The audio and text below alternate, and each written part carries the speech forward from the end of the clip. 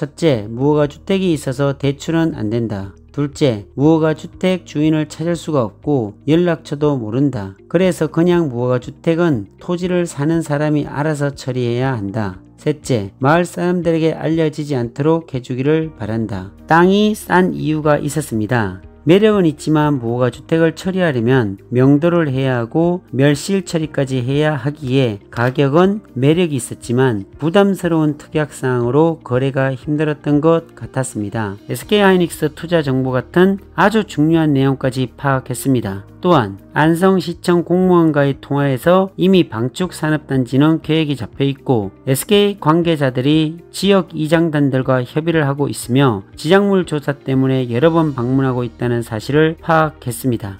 여기에서 망설이면 이런 좋은 땅은 곧 다른 사람 손에 넘어간다는 사실을 너무도 잘 알기에 주저하지 않고 계약금을 입금시켰습니다. 무허가 주택의 점유자는 마을을 수소문하면 찾을 수 있겠다는 확신이 있어서 별 문제가 되지 않았습니다. 안녕하세요, 오픈마인드입니다. 오늘은 무허가 주택은 이렇게 해결한다 라는 제목으로 내가 땅을 샀는데 그 땅 위에 무허가 주택이 있을 때 어떻게 처리하는지에 대한 이야기를 함께 나누어 보도록 하겠습니다. 2021년 무더위가 시작되는 초여름 안성 보계면 일대는 용인 SK하이닉스 반도체 공장이 세워진다는 이슈로 토지 투자하는 사람들이 몰렸습니다. 용인 SK하이닉스가 세워지는 원산면이 토지거래 허가 지역으로 묶이면서 그 이슈가 바로 경계선에 붙어있는 안성으로 돌아선 것입니다. 평소 친분이 있는 공인중개사무소 이사장님으로부터 한 통의 전화가 왔습니다. 김 대표님, 양성면 방충리에 무허가 주택이 딸려있는 토지가 하나 나왔습니다. 계획관리 지역이면서 마을에 있는 물건인데 향후 방축산업단지 26만 평 계획이 곧 발표될 분위기입니다. 현재 SK 관계자들이 매주 와서 마을 사람들과 대화를 하고 지작물 조사를 하고 있습니다. 주변 시세를 조사해보니 평당 80만원 이상 좋게 받을 수 있는 지역이었습니다. 차를 타고 곧장 안성으로 달려갔습니다. 물건지에 도착해보니 전형적인 시골 마을이고 산업단지가 만들어진다는 곳으로부터 150m 정도 떨어진 곳이었습니다. 지적도상에서는 대지로 되어 있는데 현황상 전으로 사용하고 있었고 무허가 주택이 버젓이 자리잡고 있었습니다. 조심스레 문 안쪽을 들여다보고 있는데 옆집에 사시는 할아버지가 의심스러운 눈으로 물어보십니다. 여기는 무슨 일로? 이곳에 방축산업단지가 들어온다는 소식이 있어서 구경 삼아 왔습니다. 할아버지, 혹시 이곳에 SK하이닉스 관계자들이 와서 지작물 조사를 하고 있다는데 정말인가요? 여전히 의심의 눈초리를 보이시면서 할아버지가 말씀하였습니다. 그런 것 같기는 한데 확정된 건 아무것도 없어요. 소문만 무성하지 조심해야 될 거요. 벌써 소문이 나서 외지인들이 찾아온 모양입니다. 그렇게 호의적이지 않은 눈빛과 말투가 이를 짐작하게 만듭니다.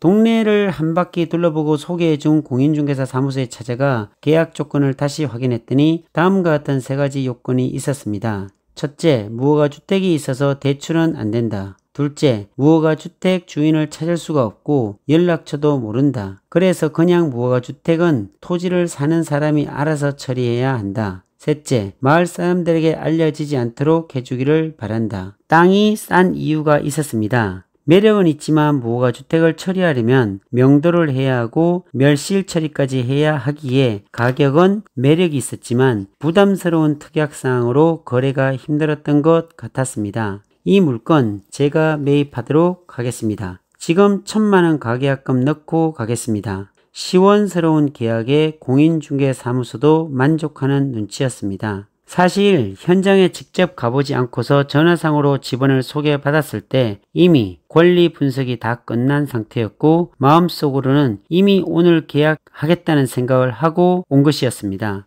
계약할 땅의 위치, 지목, 주변 땅의 거래 시세, 토목을 통한 건축 가능 여부, 위성사진, SK하이닉스 투자 정보 같은 아주 중요한 내용까지 파악했습니다. 또한 안성시청 공무원과의 통화에서 이미 방축산업단지는 계획이 잡혀있고 SK 관계자들이 지역 이장단들과 협의를 하고 있으며 지작물 조사 때문에 여러 번 방문하고 있다는 사실을 파악했습니다. 여기에서 망설이면 이런 좋은 땅은 곧 다른 사람 손에 넘어간다는 사실을 너무도 잘 알기에 주저하지 않고 계약금을 입금시켰습니다. 무허가 주택의 점유자는 마을을 수소문하면 찾을 수 있겠다는 확신이 있어서 별 문제가 되지 않았습니다. 무허가 주택은 멸실할 때 지붕을 유심히 보아야 합니다. 지붕이 슬레이트 지붕으로 되어 있으면 멸실 시 비용이 꽤 많이 들어갑니다. 슬레이트 지붕은 발암 물질이 있어서 하얀 방진복을 입은 사람들이 출장을 와서 특수 폐기물로 처리해야 하기에 비용이 1,000만 원 이상 들기도 합니다. 저는 토지를 사면서 3번이나 슬레이트 지붕을 처리해 본 경험이 있어서 멸실 시에는 꼭 지붕부터 확인하는 습관이 있습니다. 생각지도 않았던 폐기물로 인해 비용이 생각 이상으로 발생되면 그만큼 수익률에서 손해를 보고 또 다른 사람에게 팔기도 어렵기 때문입니다. 다행히 이곳에 있는 무허가 주택은 슬레이트 지붕이 아니고 면적도 조그마해서 멸실하는 데 비용도 적게 들고 시골이기에 마을 사람들에게 물어보면 점유자를 찾을 수 있을 것 같습니다.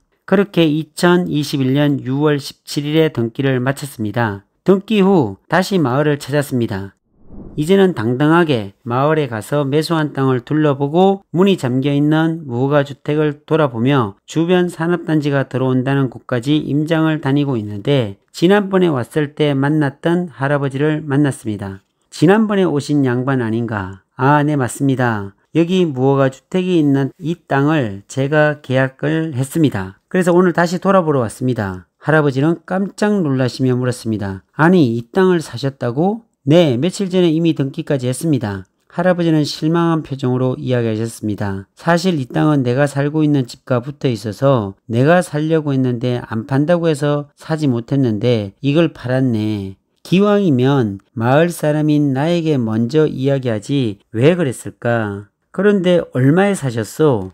평당 45만원에 샀습니다. 잘 사셨네. 안 그래도 이 집 보러 온 사람들이 요즘 많아졌지만 무허가 주택이라 모두 포기했는데 젊은 양반이 잘 사셨네 그려. 그리고 이어서 말씀하셨습니다. 부탁이 있는데 이곳 주인이 서울에 있어서 지금까지 내가 농사를 짓고 있었는데 그대로 농사를 짓게 해 주시오.